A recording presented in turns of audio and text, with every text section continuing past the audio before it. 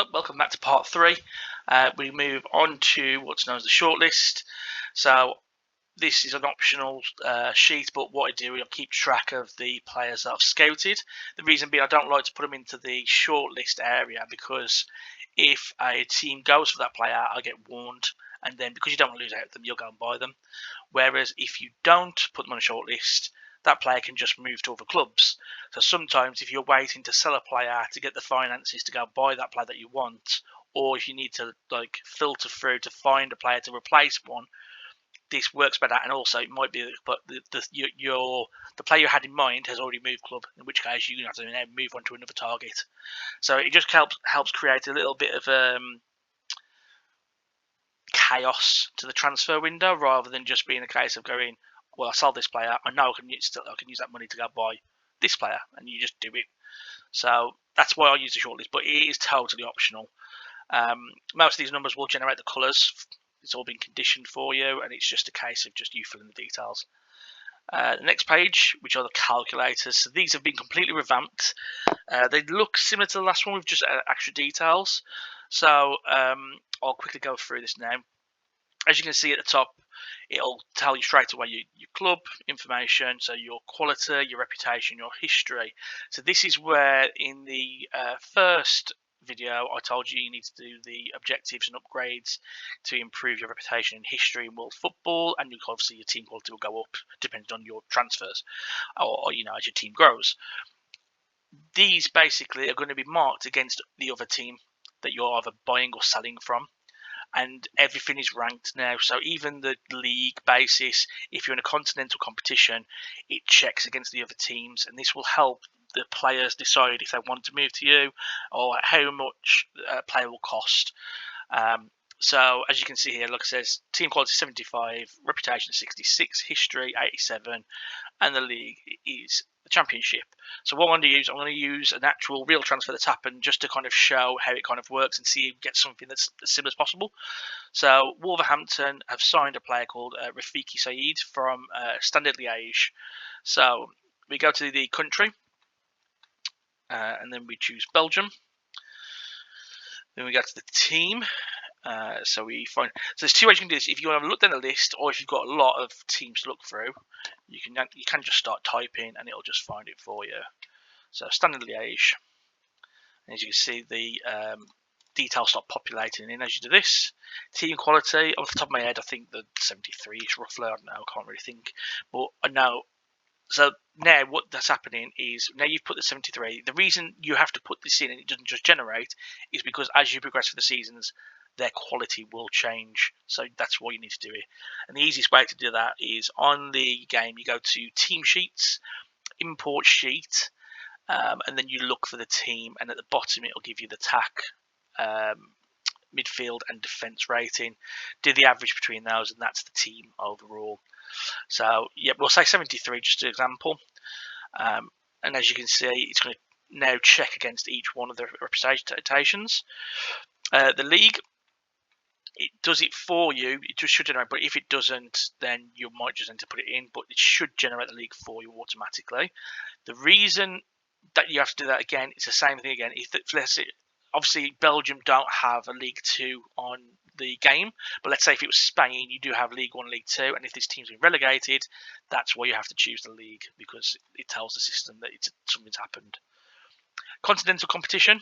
So I don't even know off the top of my head if Standard Liège are playing anything this year. I don't think they are, so we're just going to leave it as blank. And then straight away, you notice there's been some change down here, which I'll explain shortly. We'll put the players overall in, which is 71. Okay, and then what's going to happen now is basically, like I says, it's checking against each section against one another. So the team quality, it's saying that Wolves are currently better. Reputation, Wolves have currently got better standing in football. And then the club history, and Standard Liège got much better history than Wolves. It then checks the league, so Championship and the Belgium League are probably similar quality. I can't really remember off the top of my head. And then it also checks to see what European competitions. So let's just say they got Europa League this year. It doesn't actually change much, and that's probably because of the way the scoring is. But at the moment, it's saying that a player will be very interested in the move, which we know at the time was. So now, because he's very interested, underneath you've got what's known as a director of football, who's going to be feeding your club advice. So he tells you straight away the player is very interested in moving to your club. It tells you the club's value that the player between, and this won't fill in until your bidding section's filled in. So we'll move over to the bid, and he's going to ask you a bunch of questions to fill in, and it's going to generate the figure that the team wants. So, player's favourite club? No, it's not. The player overall 71. The player's potential 72. Squad role. That means the squad role for the team they're currently playing in. So he was a first team starter for Stanley Age. His age was 26. Remaining contract, I think he had 3 to 2 years, one of the two. Position, he is a winger. And his reputation, so this is like their standing in world football. So I'm not going to lie, I had never heard of this player before he moved to Wolves. I imagine in Belgium he's probably known because Stanley is quite a decent sized team, and most people in Belgium probably would have heard of them. So what I would say is either going to be regional or national, probably national because of the fact that Stanley is just a bigger club in Belgium. So most people in Belgium would have heard, so I would say national. If it was more of a player has played in like European competitions all the time, and they're quite established around the world, then there will be a continental player. And then obviously if they're the best in their position, so if it was like you're playing for Haaland or something like that, it would be world class. So we'll leave the reputation as national then. League rival, they are not. Local rival, no, but this time you've now got main and minor. So some clubs have a main rival, which is their direct rival, and then they have some other rivalries. So if it's a main one, you can select that or a minor, but we're going to say no. Status, so are they transferred listed or loan listed? If they're not, you just leave it as a dash. Homegrown, so that means homegrown to that club. So Rafiki Saeed's from Comoros, I believe it is. So he wouldn't be, and he moved there at a later age, so he wouldn't be homegrown to the Belgium side. So in that case, you'd say no. Player interest, so depending on where their interest is lying, you'd put it in. So as you can see, the blue's showing up under very interested. So we'll put very interested. And then he's going to ask you, do you want to put a sell-on bonus in? And this is up to yourself. Let's put 0 for now. And a buyback clause. So if you want to put a buyback clause in for Stanley Age, the way this will work, because all the finance details are kept on the sheet, is you'll make a note of it, and at any point if you're selling Rafiki Saeed and Stanley Age come to buy them back, they will just hit the buyback clause. So you'll just sell them back to that club for the buyback clause that you agree. But in this instance, we're going to say no. And then before we put any bid in, what's going to happen now is the director of football is going to give us a range of how much the club values a player. So it's between 1.7 million and 6 million. Okay, so the bid, I'm going to go £5.5 million. And then we tick the box, and that's a bid accepted. So once that bid accepted, we can then move on to the contract. But for now, we know we've agreed a fee with the club to buy that player. If I'd only offered 1.25 million, as you can see, bid rejected, in which case what the ruling I do is if you get 3 bid rejects, the club stops talking to you because they think you're wasting their time, and then you can't move that player during that transfer window. So then you have to move on to another target. What this does, it kind of forces, again, chaos. If you're rushing around and you get into deadline day, you've just had to sell a player, you're trying to buy one, it's not just going to be, oh, I'll just buy the player I want, because sometimes you might not agree a fee or all sorts of things. Now, with the sell-on bonus and buyback clause, what will happen is, by adding these things on, it's going to reduce the price that the team asks for. So, if we look at the buyback clause first, let's say we said yes. Now, what will happen is, Director of Football will tell you how much the buyback value is, but you can also see the costs dramatically dropped. So, if I now say £2 million and click, the bid gets accepted. So by adding a buyback clause in for Standard Liège, I have now just saved myself roughly around £3 million. Now, like I said, in future, if a bid comes in and Standard Liège bid on the game for Rafiki Saeed, as long as you have kept track, you'll be able to basically accept the bid for that price. Now, usually buybacks are only for bigger clubs who sell to smaller clubs who want the chance to buy back a potential player. So in this kind of transfer, it probably wouldn't happen. Reason being because Wolves should have more enough money than 6 million to purchase that player anyway without having a problem for it. And also, it's unlikely Standard Liège are going to pay 9 million for a player to bring them back because they don't usually have that kind of money, and it's always going to be more than the initial sale anyway. So usually it would be more like if you're buying from a bigger club. So if Wolves was buying from, like, let's say Chelsea, and they can't afford the player, you'd have the buyback clause in to drop the price enough to make it affordable, but it gives a chance of Chelsea to buy them back. And there's potential, if that player grows well, in 2-3 years' time, Chelsea could come back for that player, forcing you to sell them, but making a profit at the same time. So the buyback clause kind of works on the sheet, but you just have to be well known to keep track of it all. So that's buyback clause. The other one, let's just get rid of that for now. The sell-on bonus. So with sometimes a director of football, depending on the level of interest, they might tell you have to put a selling bonus in, but I'll show you that shortly. So as you can see, selling bonus at the moment, the same between the 1.7 and 6 million. So let's add on 4%. And you can see the value has already dropped to 1.1 to 5 million now. So if we went full 10%, it's all of a sudden gone much lower. It's still saying 2 million is not enough. So let's increase to 15%. And there you go, 2 million is now accepted. So if you've got a strict budget, you can basically give them the sell-on bonus to get that player in. And like I said, once again, there is a place on the sheet for you to keep track of that, but it's just something that you need to keep track yourself. Now, with the interest, this will vary on the player that you're buying. So because even though we decided that the player was interested because of the sizes of the clubs, it might be the player is bigger than the club itself, like your own club. So let's say if we was trying to buy an 85 rated player, you can see instantly not interested happens. And this says the player does not want to sign for your club at the moment. Now, if we filled all the details, let me just bring that back actually. If we leave it as that, put 85, and the potential is 85 as well. Now, the director of football will not tell you a price. The reason being, you could put in here 250 million. And it's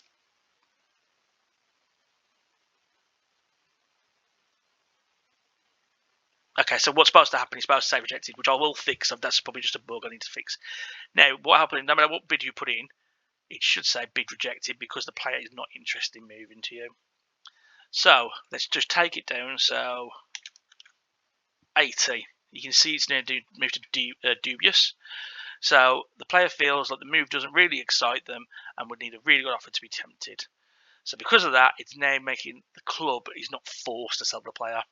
They don't need to sell him if the player doesn't want to move, so they're going to ask for like a large payment. So now you're having to pay between 11 and 35 million. Also, the club wants a 25% sell-on clause. So let's add a 25% sell-on clause. And you can see the price between 5 and 25 million. So if that was an 80 rated player, you would have to pay, let's just do 20 million. And the fact they've got a 25% sell-on clause as well for when you sell them in future, as you can see, that's why it makes it harder. If we get into 78, let's get 79, sorry. So it moves to needs convincing. With needs convincing, you're going to say the player's unsure if they want to move, so they're not as bad as dubious, but they're unsure. So once again, club can hold more money, and the club only needs 15%. So depending on where the interest lies, depends on how much A, you have to pay, and B, the sell-on bonus. This kind of forces you to, so you can't just go out there and buy the best players in the world, or if you do, it's going to cost you. So you can put all your money banking on one player, but then you wouldn't have enough money to replace any other players.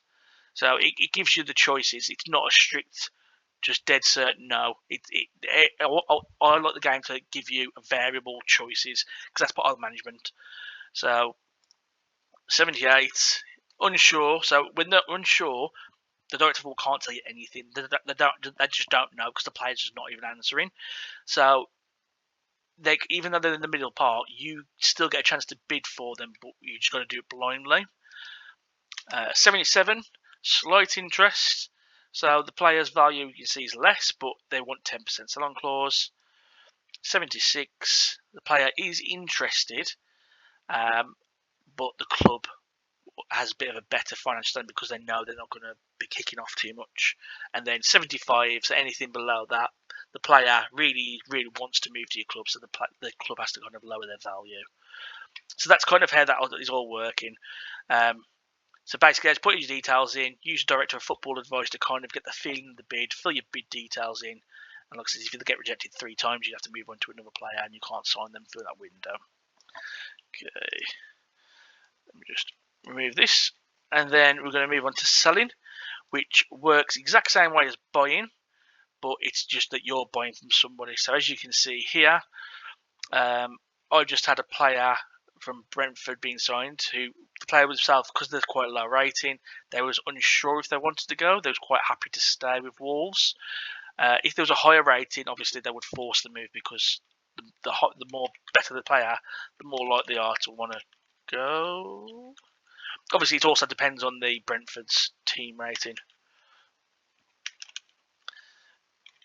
Yeah.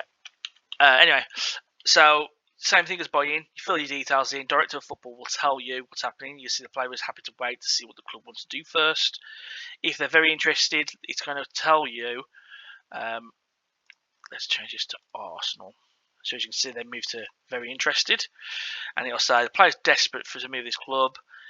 The value is going to drop because they know the player's going to force the transfer, and the player will not sign a new contract if the bid is rejected and they put in a transfer request. Now that does 2-barreled things. Either put a transfer request in, you'll start getting more offers to kind of force your hand. Also, when you put on here on the bid, when you're trying to get the best price, when you put on the status they're transfer listed, it drops the value. So it's something to think about before whether you accept it or not.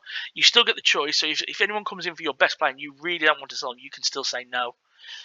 But there's ramifications for that. Now, when they're not going to sign a new contract, that's for the season. So if you can last out the full season with them on a transfer, not sign a new contract, and with a transfer request without being sold, you get the chance to try to convince them the next season, but it's going to be unlikely because the same thing will happen again. Nothing really much more different from the buying. They're both pretty much exactly the same. The interest rating, the same again. It all depends on the club that's trying to sign your players, their standings and what leagues and what competitions they're in. So let's move to Everton, who are Premier League. The players overall helps as well.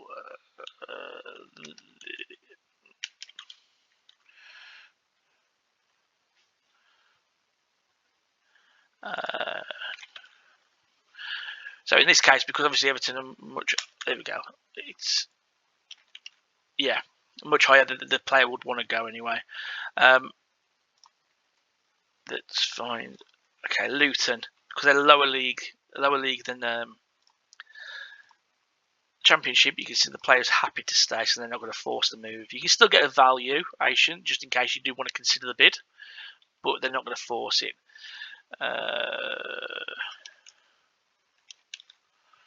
Trying to find one.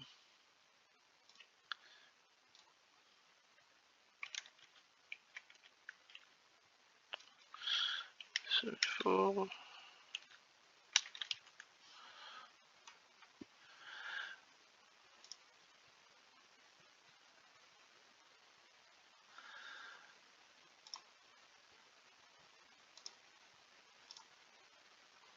no, sorry, that's why. There we go. So you can see here, because the player isn't forced in the deal, the value goes up, and the player will say, instead of being sold, they'll ask to be loaned out instead. So if you got a player where a bid's coming from Bournemouth in this instance, they're not forcing the move because they're quite settled where they are at the moment. The club, and plus they probably want to wait for maybe a slightly bigger club to move on to. They might request to go on a loan instead. It's your choice if you want to grant them the chance or not, but usually if it's a player who's not in your squad, you might want to do that anyway. So that's the selling and buying. Now, the third section, which is contracts, is a bit of a difference. So I'll show you that now. Okay, with contracts, you've agreed your fee with your player you want to sign from. So you put the same details in. So who was we buying from originally? It was...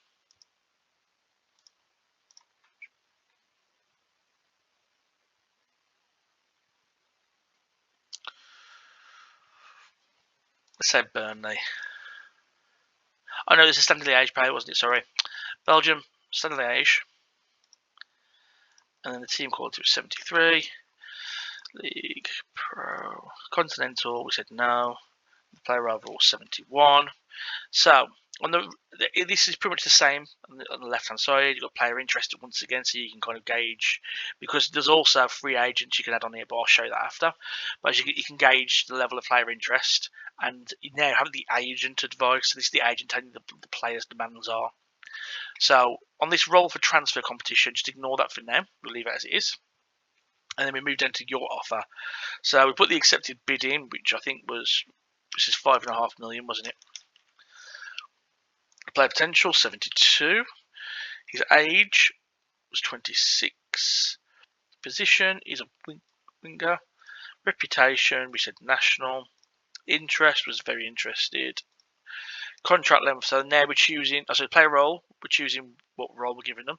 Star player is separate from the rest of them. You can only have one star player in your team. If you sign somebody on the contract and you have to give them a star player, then the other player in your team can no longer be a star player, in which case they've dropped into crucial.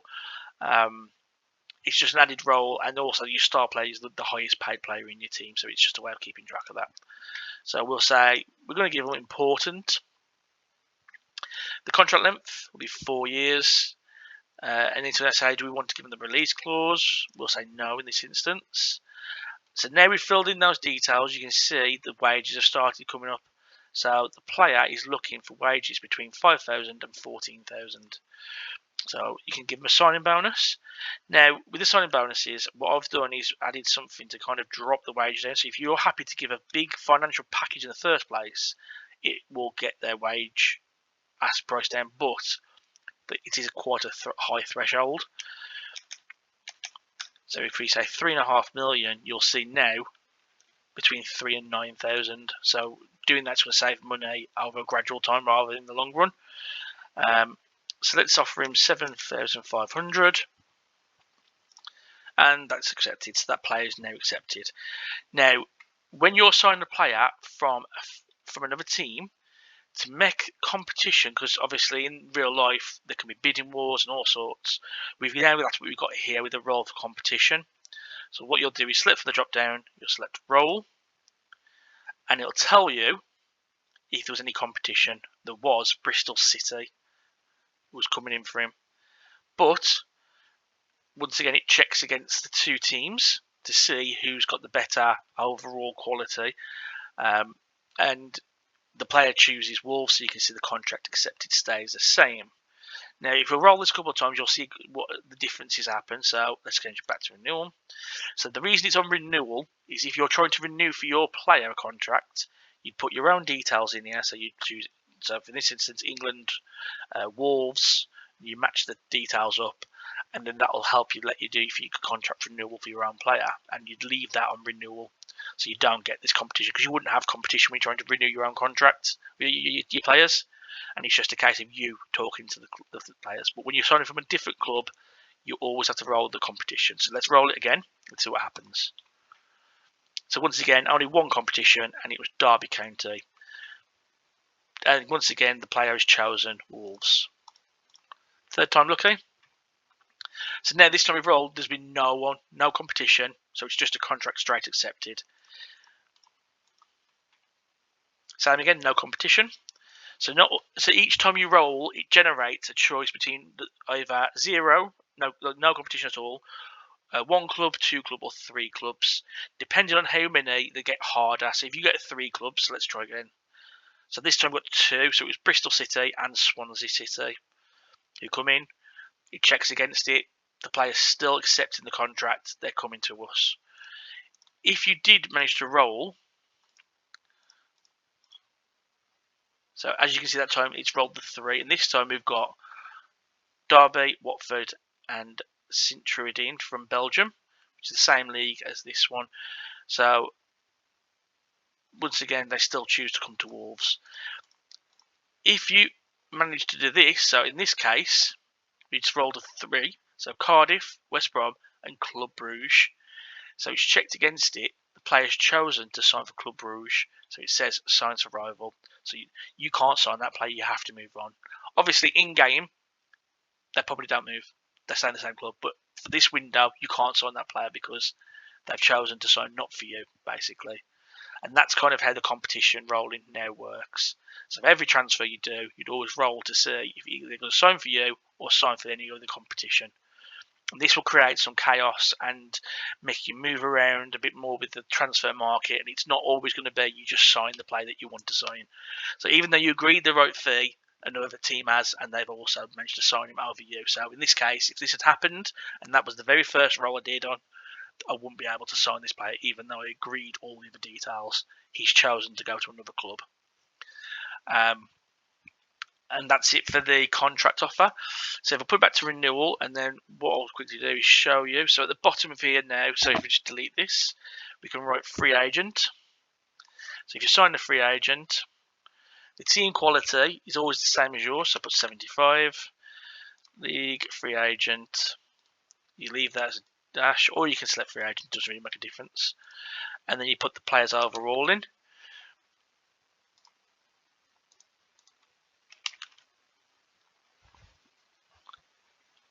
And then when you sign the free agent, the interest isn't really going to change that much.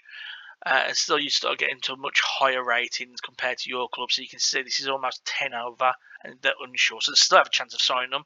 The reason being, with free agents, their wages are just high. So as you can see here, if I put this in,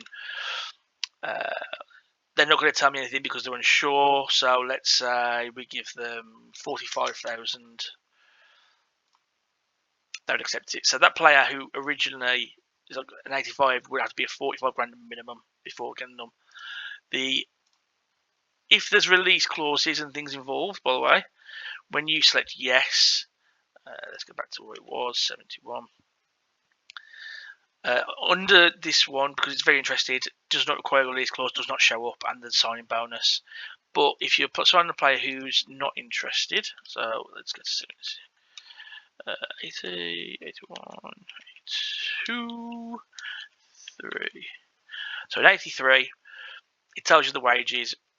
They still don't require a release clause, but they want a signing bonus of 12.5 million. 12.5 million. 84 is the slight interest, and you can see they're open to a release clause of 16 million. That's the maximum you can give them. So it's still your choice if you want to give them a release clause or not. But by doing that, as you can see, it changes the wages. So if you can't afford the wages, give them a release clause, and all of a sudden their wages drop. But you'll have to give them a 16 million release clause. And their signing bonus is 15 million.